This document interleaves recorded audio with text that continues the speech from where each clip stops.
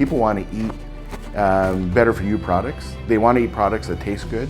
And if you can combine those two, you really have a winner. So when you take a product like the pasta, where it's made 100% from yellow peas, nothing else added to the product, it gives you a very clean label, natural product that consumers consume. And in a way, you're eating vegetables by eating the pasta. So we're taking whole yellow peas from the farm, from our producers.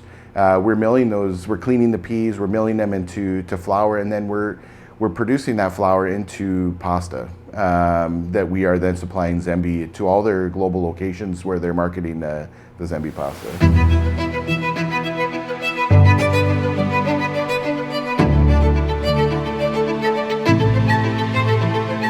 It has been transforming over the last several years, where pulses were consumed in Indian subcontinent into North Africa, Middle East, and is now changed to where consumers in North America, Europe, UK, Japan are starting to consume pulses in different forms, such as pasta and different products that people normally wouldn't associate pulses with. But that whole perception is changing about consumers consume pulses today. Really that's the role pulses have been taking, and peas specifically with a lot of products, is how do we transform them into everyday foods that consumers can eat and get the benefits, the nutritional benefits that pulses can offer. And yellow peas into pasta is one perfect example.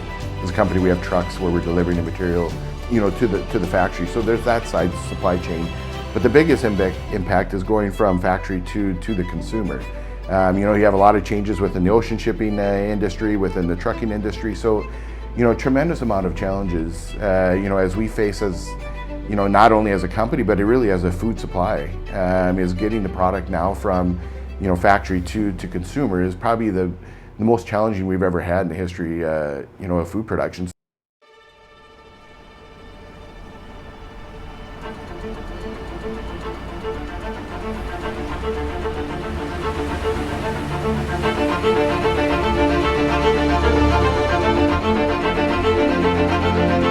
Currently, supply chain is facing real issues. We're seeing this on a global scale.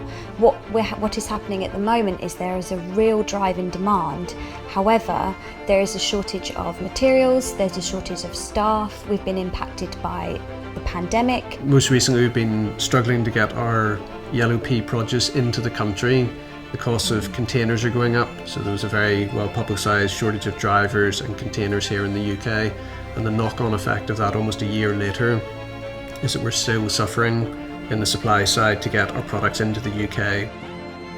It's important to plan ahead in supply chain because supply chain is very susceptible to being impacted by changes, and therefore we can get knock-on effects if a container gets delayed, if there is a production problem, or if we get impacted by bad weather. We need to have the stock and the inventory available in our warehouse in order to meet demand and make our customers happy.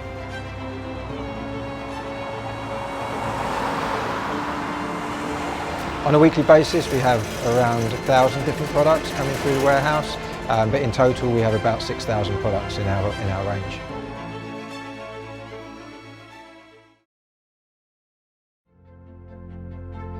When the goods are received in, we take a look at all the products, make sure that the exterior of the products are sound and are able to be sent out to consumers, that they're fit for consumption. We've been working with ZENB now for just coming up to a year.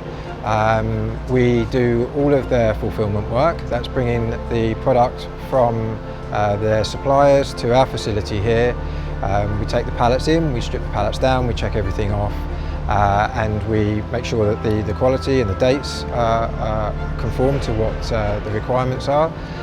And then we receive the orders from ZENB's consumers and we package it up ready to send out with courier direct to consumer.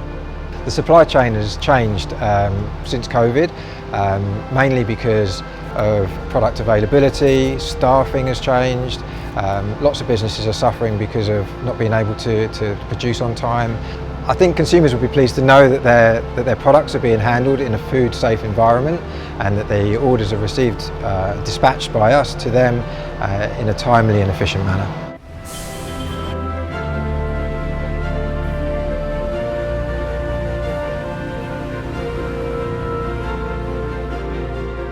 As a marketer, being a D2C only brand does present some challenges. We don't have that luxury or that benefit of being on an aisle in a supermarket, so people don't get to see us as they're kind of walking past and browsing. So it does mean that when we do put our communications out there, we do need to be very clear of what the product is and do it in a way that really engages consumers and gets them interested in what the product is so they want to find out more. So I think that gives us almost like an artistic license to use, I don't know, different stories, different marketing methods that you perhaps wouldn't get to do if your product was in retail as well.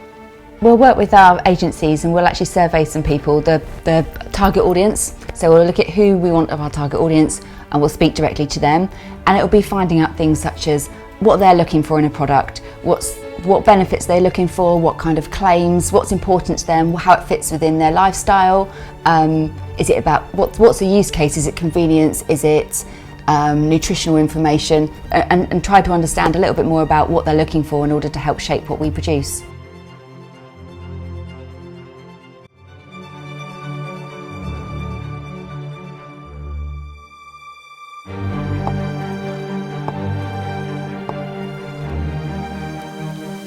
So the way we find inspiration for developing our new products and finding new innovations, we take inspiration from all over the world and food trends all over the globe, and we work out what's new and exciting about those and try to put them into exciting concepts and develop new product ideas.